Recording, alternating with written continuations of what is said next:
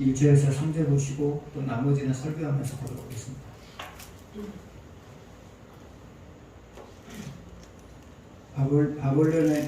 바벨론의 느부갓네살 왕과 그의 모든 군대와 그의 통치하에 있는 땅의 모든 나라와 모든 백성이 예루살렘과 그 모든 성읍을 칠 때에 말씀이 여호와께로부터 에레미야에게 임하여 이르시되 이스라엘의 하나님 여호와께서 이와 같이 말씀하시니라. 너는 가서 유다의 시드기야 왕에게 아뢰어 이르기를 여호와의 말씀에 보라. 내가 이 성을 바벨론 왕의 손에 넘기리니 그가 이 성을 불살을 것이라. 내가 그의 손에서 벗어나지 못하고 반드시 사로잡혀 그의 손에 넘어져서 너는 바벨론 왕의 눈을 볼 것이며 그 일본의 입을 마주 대하게 할 것이라. 나는 바벨론으로 가리라. 아멘. 잠깐 기도하겠습니다.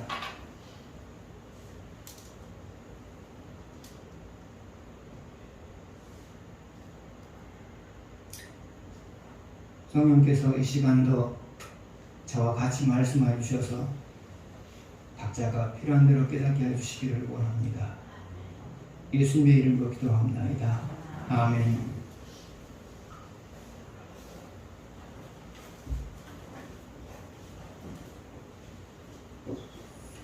14세기 말에 유럽은 큰 위기에 빠졌습니다.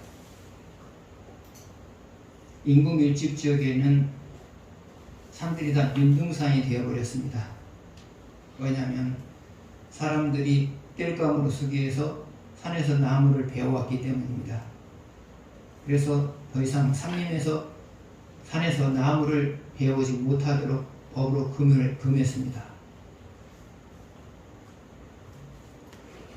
인구가 증가하게 되자 더 많은 곡물을 소화하기 위해서 더 많은 토지가 필요했습니다. 그러나 그동안에는 산을 깎아서 토지를 만들었었는데 이제 산에서 나무를 베어낼 수 없기 때문에 그것도 용이하지가 않았습니다. 그래서 하는 수 없이 가축을 기르는 초원이나 황무지들을 개간해서 농경지로 만듭니다. 근데 또 하나 문제가 생겼습니다.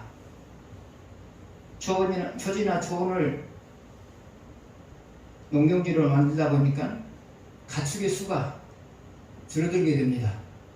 그동안은 가축에서 나온 배설물로 농토를 기름지게 만들었거든요. 그런데 이제 그 가축에서 나온 거름들조차도 많지가 않게 되어서 땅이 갈수록 토박하게 되었습니다.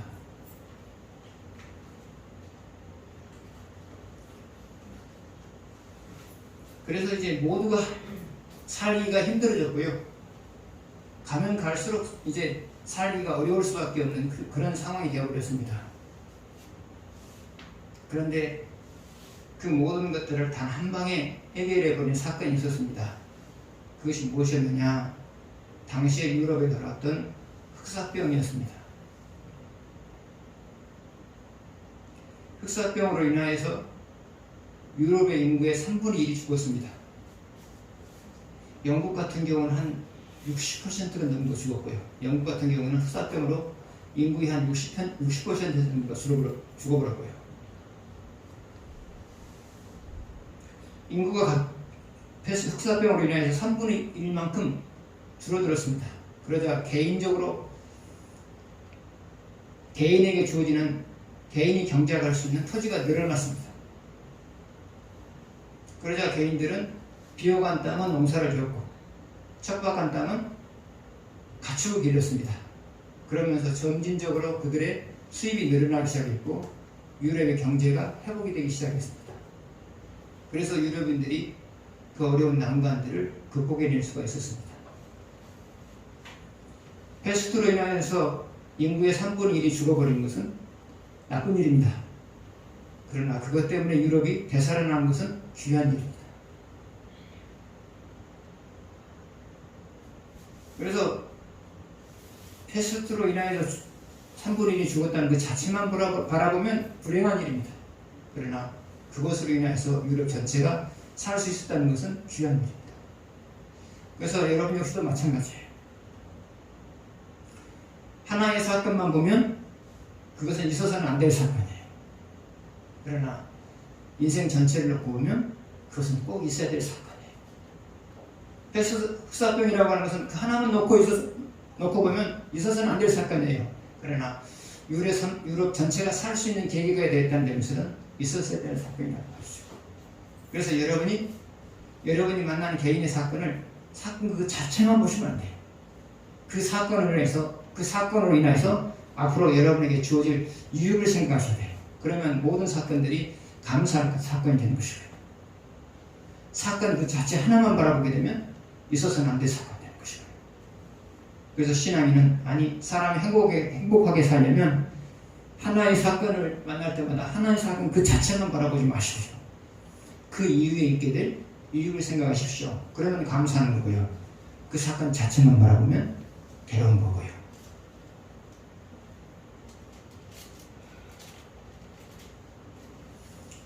유다가 멸망해요. 이것은 있어서는 안 될 사건이에요. 그러나 유다 전체 역사를 놓고 보면 이것은 꼭 있어야 될 사건이에요. 꼭 있어야 될 사건이에요. 왜요? 이 사건을 통하여서 유다가 신앙을 회복할 것이고요. 신앙이 회복이 되면 하나님께서 유다를 번영시킬 것이고요. 모든 사건을 이렇게 해석하시면 돼요.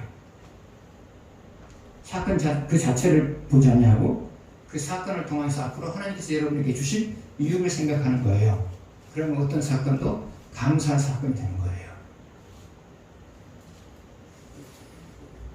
1절에서 3절을 다시 한번 보겠습니다. 바벨론의 느부갓네살 왕과 그의 모든 군대와 그의 통치하에 있는 땅의 모든 나라와 모든 백성이 예루살렘과 그 모든 성읍을 칠 때에 말씀이 여호와께로부터 예레미야에게 임하여 이르시되 이스라엘 하나님 여호와께서 이와 같이 말씀하시니라.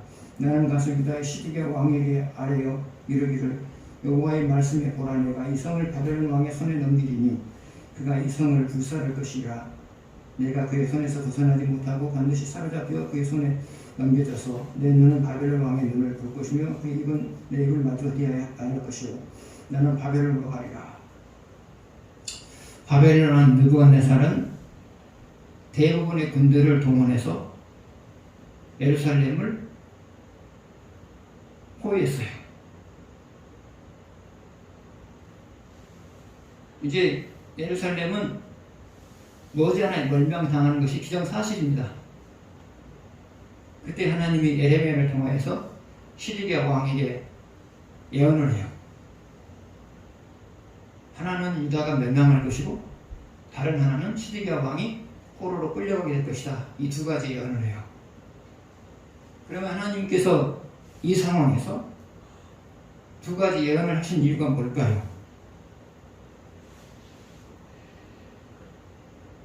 첫 번째로는 시드기야 왕에게 마지막 기회를 주시기 위해서예요.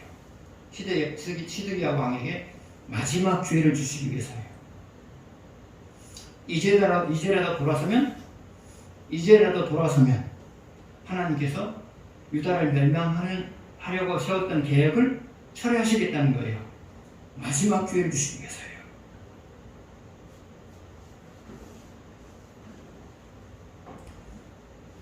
여러분 역시도 마찬가지예요.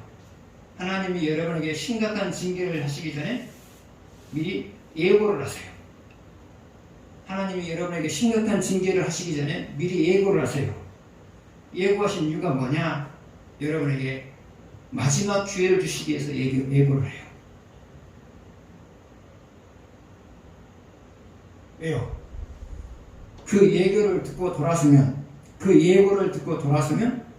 심각한 징계를 하려던 계획을 처리하시려고 그러는 거예요.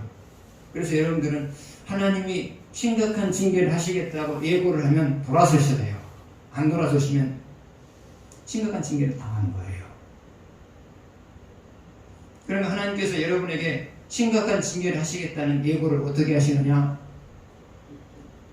첫 번째로 좋지 않는 일이 반복이 돼요. 좋지 않는 일이 반복이 돼요.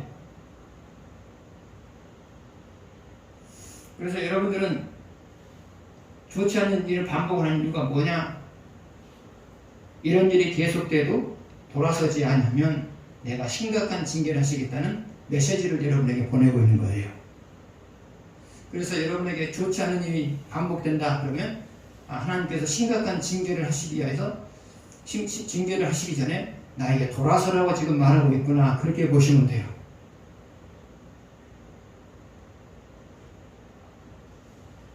두 번째로, 하나님께서 심각한 징계를 하시기 전에 여러분에게 예고하는 방법은 뭐냐?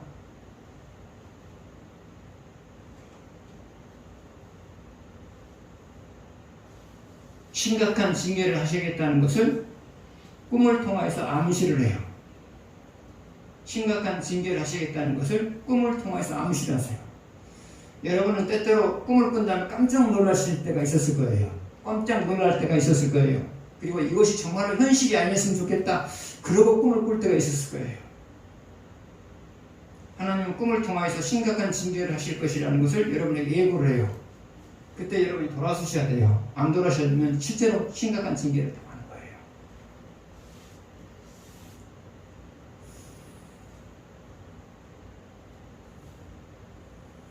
노마에 위대한 황제 중에 황제는 아니지만 노마의 황제급에 속한 사람들 중에서 가장 탁월한 사람은 아마 카이사르라고 말할 수가 있겠죠. 시대라고 말하기도 하죠. 카이사르라고 말할 수가 있겠죠. 그는 이제 언론들에 의해서 암살을 당했어요. 언론들에 의해서 암살을 당했어요. 그런데 언론들에게 암살을 당하기 전에 그가 암살을 당할 것이라는 전조들이 있었어요. 암살 당할 것이라는 전조들이 있었어요. 징후들이 있었단 말이죠. 첫 번째 징후는 무엇이었냐면, 하늘에 며칠 동안 한 대 불덩이가 있었고요. 불덩이가 돌아다녔고요. 며칠째 하늘에서 붉은 비가 내렸어요.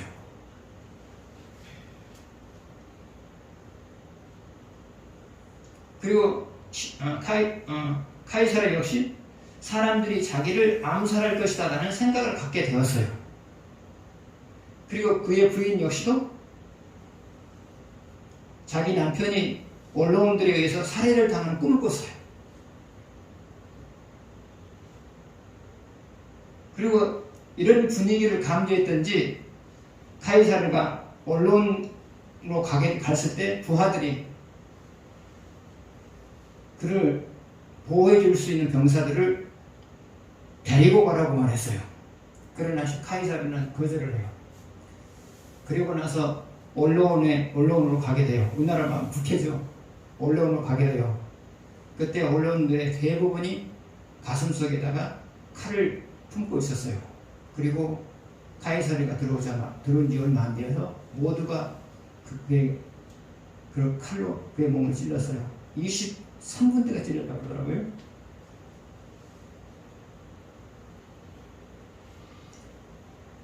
카이사르가 암살 당하기 전에 징조가 있었단 말이죠. 징조가. 암살 당할 것이라는 징조가 있었단 말이죠. 근데 그 징조를 거부해 버림으로 말미암아 순식간에 죽음을 당한 거예요. 여러분 역시도 마찬가지예요. 하나님은 여러분에게 심각한 징계를 하기 전에 반드시 심각한 징계를 하겠다는 예고를 해요. 예고를 한단 말이죠. 예고를 했을 때 돌아서 버리면 아무런 문제가 없는데 돌아서지 않으면 심각한 징계를 당해요. 그래서 여러분,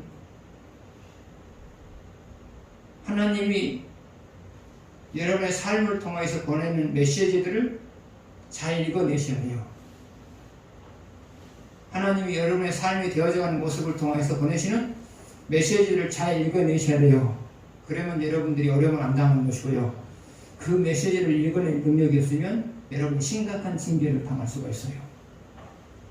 그래서 여러분, 삶을 통해서 하나님께 주시는 메시지를 드러내는 방법들을 여러분이 늘 터득하시면서 거기에 준하는 삶을 사셔야 돼요. 그래야 여러분이 어려움을 안 당해요. 두 번째로, 하나님이 시드기야 왕에게 두 가지 예언을 하신 이유가 뭐냐? 그것은 시드기야를 나중에 회개시키기 위해서였어요. 시드기야는 에레미야가 이 두 가지 예언을 했을 때 안 믿었어요. 그러나 에레미야를 통해서 하나님이 예언한 대로 되어버리게 되자 그때는 일이 하나님이 하신 일이라는 것을 믿을 수밖에 없게 되었죠. 하나님이 에레미야를 통해서 예언했고 그 예언한 것이 현실로 나타났으니까 이거 하나님이 하신 일이다. 그걸 인정할 수밖에 없게 되었어요. 그리고 더 나아가서 자기들의 죄로 인하여서 이 일이 비롯되었다는 것도 인정을 하게 돼요. 그리고 나서 결국은 회개를 하겠죠. 하나님께서는 이것을 염두에 두고 미리서 말씀하신 거예요. 하나님이 여러분에게 심각한 징계를 하기 전에 예고를 하신 이유도 바로 그거예요. 여러분이 징계를 당했을 때 이것이 하나님께서 하신 일이구나. 그것을 인정하게 된단 말이죠. 인정한 다음에 내 죄로 인하여서 이 징계가 왔구나 라는 것도 인정하게 돼요. 그랬을 때 결국은 회개를 하게 되는 것이죠.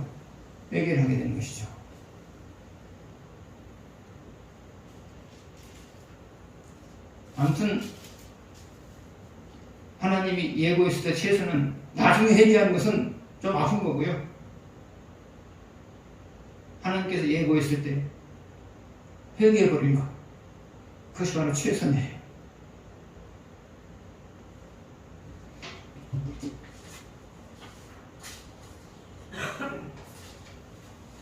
(8절에서 11절) 그리고 17절을 보시겠습니다. 8절에서 11절 그 다음에 17절 보시겠습니다. 교독하겠습니다. 시드기야 왕이 예루살렘에 있는 모든 백성과 한 가지로 하나님 앞에서 계약을 맺고 자유를 선포한 후에 여호와께로부터 말씀이 에레미야에게 임하니라.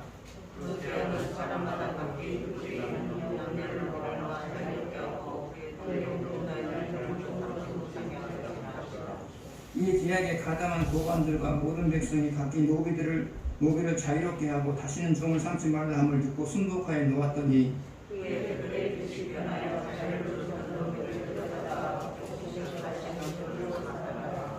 17절 보시겠습니다. 그러므로 여호와께서 이와 같이 말씀하시니라. 너희가 나에게 순종하지 아니하고 자기 형제와 이웃에게 자유를 선포하는 것을 실행하지 아니하였은즉 내가 너희를 대적하여 칼과 전염병과 기근에게 자유를 주리라.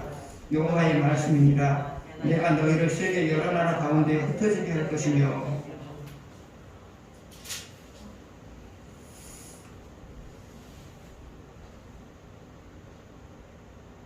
하나님은 이스라엘 백성들에게 말씀하셨어요. 너희 동족 중에 부득이하게 너에게 종이 된 사람이 있다면, 6년 동안은 일을 시키되 7년째 되는 해에는 자유를 주어라.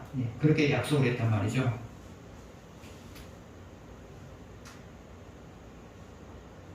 그런데 유다 사람들은 그동안 이것을 잘 지키지 않으면서 살아왔어요.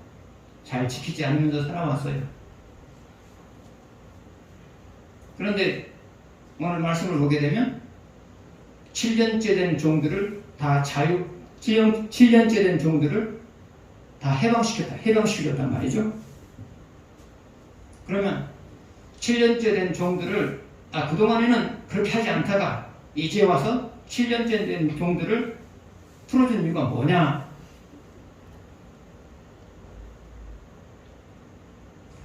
바벨론이 유다를 침공한 것은 1차가 아니고 3차 침공을 했거든요. 세 번째 침공을 한 거거든요. 세 번째 침공할 때 이제 망한 거예요. 유다가요.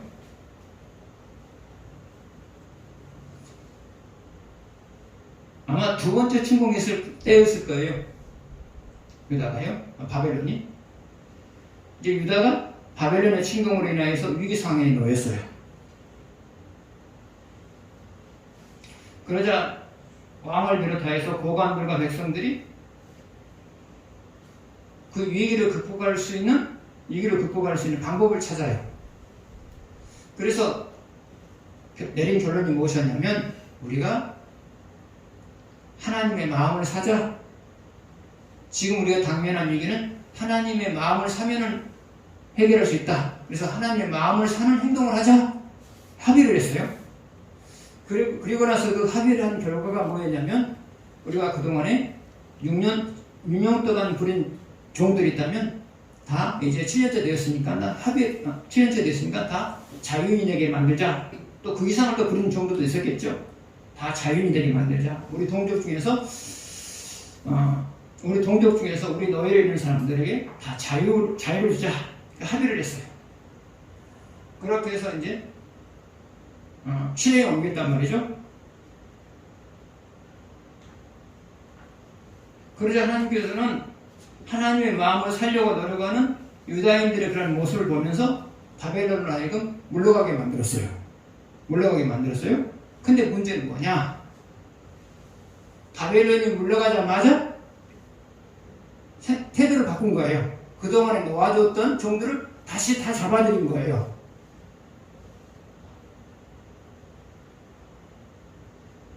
이 상황에 직면했을 때는 하나님의 마음을 사는 행동을 했다가 이가 사라지니까 다시 옛날로 돌아간 거예요. 그래서 하나님께서는 격분한 나머지 지금 17절에서 말하고 있는 거예요. 너희들 중에 칼과 기근과 연병이 전염병이 돌게 만들겠다. 그리고 니네 나라를 내가 멸망시키겠다. 하나님께서 이렇게 말하고 있는 거예요. 그런데 오늘날도 이런 일들이 있어요. 그럼 오늘날 이런 일들이 구체적으로 어떤 경우에 나타나고 있느냐? 첫 번째로 여러분이 심각한 징계를 당했어요. 심각한 징계를 받았어요. 그래서 그 원인이 죄인 줄 알고 회개했어요. 회개하니까 하나님께서 징계를 해소해 갔어요.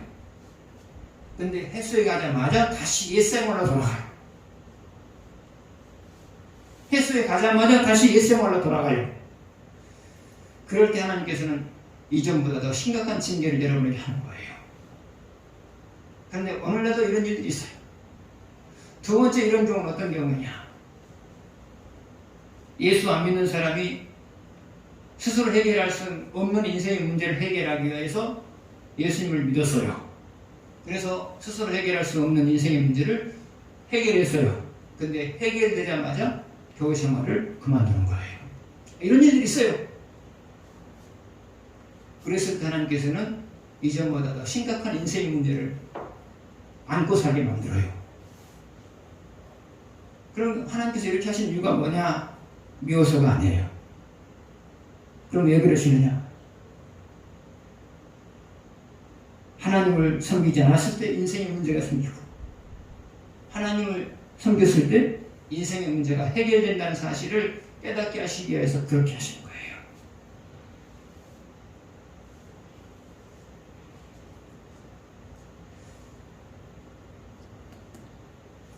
우리는 본문을 보면서 하나의 의문을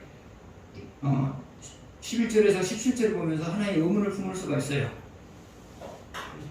하나님이 지금 유다에게 기근과 전염병과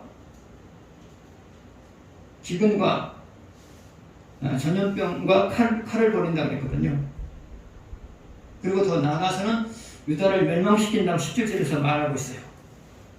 근데 그 원인이 되는 죄가 뭐죠?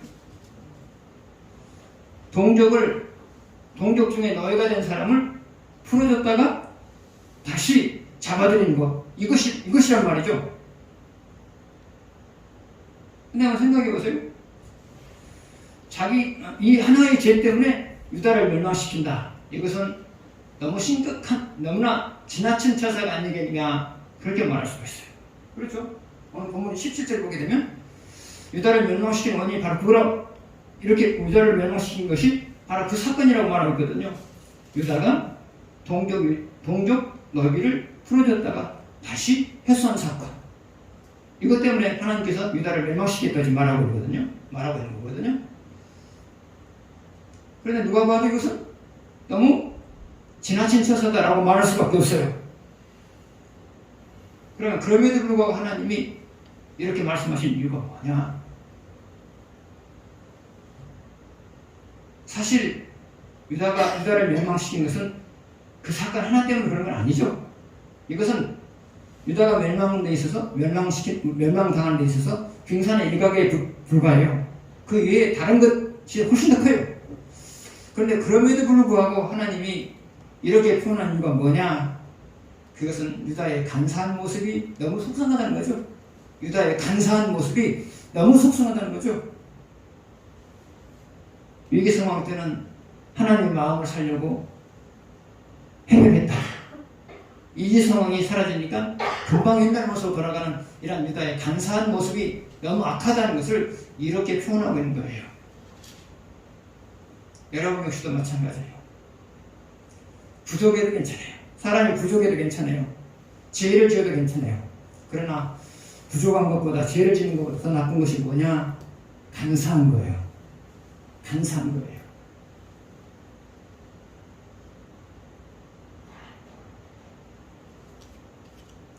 그래서 여러분,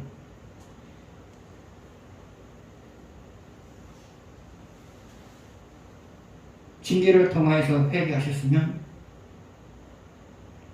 회개한 대로의 삶을 꾸준히 유지하도록 노력하셔야 돼요. 그러나 징계가 끝나자마자 옛사람으로 돌아가게 되면 하나님 그 모습을 보고 진노하세요. 간사하다는 거예요.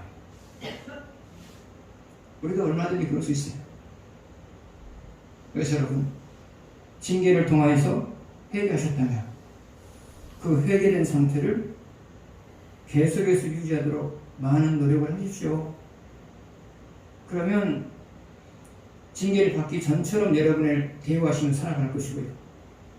그러나 징계가 사라졌다고 금방 옛생활로 돌아가게 되면 또 하나의 징계가 기다리고 있다는 사실을 우리가 염두에 둬야 됩니다.